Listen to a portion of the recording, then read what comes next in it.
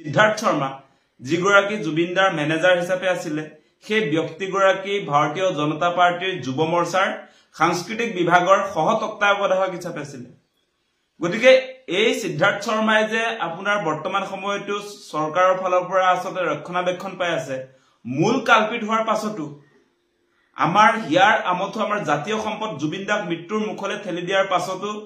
সেই ব্যক্তিগৰাকীক যে আপোনাৰ সিআইডিয়ে বৰ্তমানলৈকে কৰায়ত্ব কৰা নাই মানে সেই কথাটা যে উলাই পৰিলে যে সেই ব্যক্তিজন হৈছে ভাৰতীয় জনতা পাৰ্টিৰ সদস্য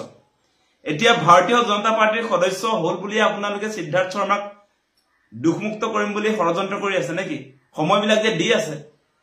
আপোনালোকে নিশ্চয় দেখা পাইছে যে আমি সেই কাৰণে এই গুটেই জুবিনদাৰ মৃত্যুৰ ঘটনাটোৰ ক্ষেত্ৰত যি ইতিমধ্যে সিআইডি বা এসআইটিক আসলতে তদন্ত কৰিবৰ কাৰণে দিয়া হৈছে হেতুত আমি আৰম্ভণিৰ দিনটোৰ পৰা যে কৈ আছো যে হেয়া সিআইডি তদন্তত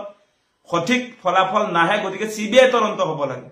আৰু মুখ্যমন্ত্ৰীয়ে যে সিবিআই তদন্ত নিদিয়ে সেই কথাটো আজি প্ৰমাণ হৈ গল মানে বিজেপিৰ সদস্য সিদ্ধাৰ্থ শৰ্মা সেই কাৰণে এতিয়া সিবিআই তদন্ত দিব নোৱাৰে আমি সিবিআই তদন্তই কেৱল কোন আমি ন্যায়িক তদন্তও সেই কাৰণে বিচাৰি আছো মানে গণ্ডগোল আছে ইয়াত মুখ্যমন্ত্ৰী হুৱে বাৱে থকা মানুহবিলাক ইনভলভ হৈ আছে জুবিনদাক হত্যাৰ মুখলে ঠেলি দিয়া মানুহবিলাক এই বিজেপি দলৰ মানুহ আজি শ্যামকান্ত মহন্ত বেলেগ নহয় আজি সিদ্ধাৰ্থ শৰ্মা আপোনালোকে দেখিলে বিজেপিৰ যুৱ মৰ্চাৰ কেন্দ্ৰীয় কমিটিৰ তেওঁ সাংস্কৃতিক বিভাগৰ সহ তত্ত্বাৱধায়ক কেন্দ্ৰীয় কমিটিৰ মানে ষ্টেট কমিটিৰ গতিকে সেই ব্যক্তিগৰাকী কেনেকুৱা পৰ্যায়ত আসলে ক্ষমতাশালী সেই কথাটো আপোনালোকে নিশ্চয় খেহতিয়া কাৰবাৰবিলাকত দেখিবলৈ পাইছে আজি আপোনালোকে নিশ্চয় শুনিছে যে সিদ্ধাৰ্থ শৰ্মাক দিল্লীত মুখ্যমন্ত্ৰীয়ে লগো পাইছিল তাৰ পাছতো এৰেষ্ট নাই কৰা আৰু বহুতে কৈ আছে সিদ্ধাৰ্থ শৰ্মা গুৱাহাটীলৈ আহিলে বুলি কৈছে আৰু গুৱাহাটীত আহিলে কিন্তু বহুতে অভিযোগ কৰি আছে যে আসলতে পুলিচৰ ফালৰ পৰা তেখেতক লুকুৱাই থোৱা হৈছে তেনেকুৱা অভিযোগবিলাকো আহি আছে কোনবিলাক কথা সঁচা আমি নাজানো কিন্তু সন্দেহ ঘনীভূত হৈছে গতিকে সেই কাৰণে কৈছো যে এনেকৈ জুবিনদাৰ প্ৰাণ কাহিনীয়া যিবিলাক আসলতে কালপ্ৰিট সেই কালপ্ৰিট সকলক এনেকৈ আসলতে অসম চৰকাৰৰ ফালৰ পৰা বচাবৰ কাৰণে যি ধৰণৰ ষড়যন্ত্ৰ চলিছে সেইটো কোনো কাৰণতে গ্ৰহণীয় নহয় আৰু অসমে সেই কথা কেতিয়াও মানি ল'ব নোৱাৰে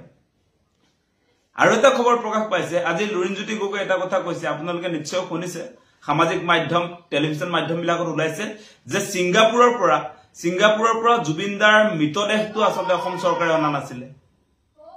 আপোনালোকে এটা কথা চাব যে যিটো সময়ত আসলতে মুখ্যমন্ত্ৰী ডাঙৰীয়াই কৈ আছিল যে পবিত্ৰ মাৰ্ঘেৰিটাই ছিংগাপুৰৰ পৰা জুবিনদাৰ মৃতদেহ আসলতে লৈ আহিব দিল্লীলৈ সেই কথা বতৰাবিলাক চলি আছিল মুখ্যমন্ত্ৰীয়ে কৈ আছিল এতিয়া পোহৰলৈ আহিছে যে নহয় অসম চৰকাৰৰ উদ্যোগত আসলে জুবিনদাৰ কফিনটো অনা নাছিলে যে ছিংগাপুৰত থকা প্ৰবাসী অসমীয়াৰ পৰা আসলতে টকা সংগ্ৰহ কৰিহে সেই কফিনটো আসলতে দিল্লীলৈ অনা হৈছিল গতিকে অসম চৰকাৰৰ দায়বদ্ধতাটো আপোনালোকে বিচাৰ কৰক এতিয়া জুবিনদাৰ ক্ষেত্ৰত আমাৰ প্ৰাণৰ স্পন্দন জুবিনদাৰ ক্ষেত্ৰত কেনেকৈ অৱহেলা কৰিছে অসম চৰকাৰে আপোনালোকে সেই কথাটো বিবেচনা কৰক মুখ্যমন্ত্ৰী ডাঙৰীয়া নাটকবিলাকহে কৰি আছিল মানে তেওঁ যে কষ্ট কৰি আছিল জুবিনদাৰ অন্ত্যেষ্টিক্ৰিয়াৰ সময়ত সেইবিলাক নাটক আছিল তেওঁ নিজৰ উদ্যোগত নকৰিলে মানে সেই কাম আজি ছিংগাপুৰৰ পৰা জুবিনদাৰ মৃতদেহটো আনিবৰ কাৰণে মুখ্যমন্ত্ৰীৰ হাতত টকা নাইকিয়া হৈ গ'ল তাত থকা প্ৰবাসী অসমীয়াই ডনেশ্যন সংগ্ৰহ কৰি জুবিনদাৰ মৃতদেহটো অসমৰ ভাৰতলৈ যদি আনিছে সেইটোতকে দুৰ্ভাগ্যজনক কথা কিবা থাকিব পাৰে নেকি আপোনালোকে বিবেচনা কৰক সেই কথা বতৰাবিলাক আৰু টিভি বিলাকত প্ৰচাৰ হৈছিল যে জুবিনদাৰ আসলতে এই কফিনৰ লগত মৃতদেহৰ লগত এই শেষ যাত্ৰাত তেওঁৰ সতীৰ্থ এই পবিত্ৰ মাৰ্ঘেৰিটা বৈদেশিক ৰাজ্যিক মন্ত্ৰী তেখেত বোলে সংগী হ'ব তেনেকে টেলিভিছন মাধ্যমবিলাকত প্ৰচাৰ হৈছিল জুবিনদাৰ শেষ যাত্ৰাৰ সংগী কোন পবিত্ৰ মাৰ্ঘেৰিটা তেনেকে টিভি বিলাকত প্ৰচাৰ হৈছিল এতিয়া আমি খবৰ পালো পবিত্ৰ মাৰ্ঘেৰিটাও যোৱা নাই কোনো যোৱা নাই মুঠতে আপোনাৰ প্ৰবাসী অসমীয়াই আপোনাৰ ছিংগাপুৰৰ পৰা সিদ্ধাৰ্থ শৰ্মাৰ সৈতে আহিছিল তাতে হবলা সেই মানুহবিলাকে লৈ আহিছিল প্ৰবাসী অসমীয়াৰ ডনেশ্যনৰ টকাৰে জুবিনদাৰ আসলে মৃতদেহটো ভাৰতলৈ অনা হৈছিল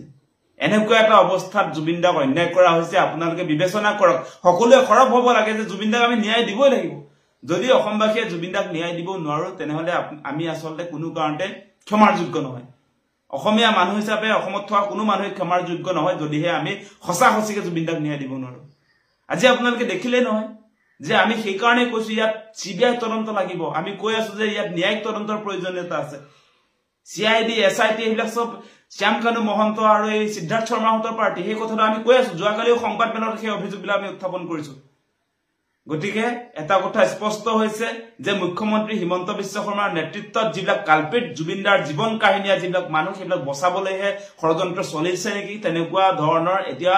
সন্দেহ আমাৰ মনত আহিছে গতিকে মুখ্যমন্ত্ৰী ডাঙৰীয়া আপুনি কোনো কাৰণতে এনেকৈ অসমৰ যিজন সম্পদ সেই গৰাকীৰ ক্ষেত্ৰত যে এনেকুৱা চৰম অন্যায় যে কৰিছে সেই কথাটো কিন্তু আপোনাক কোনেও ক্ষমা নকৰিব সেই কথাটো স্পষ্ট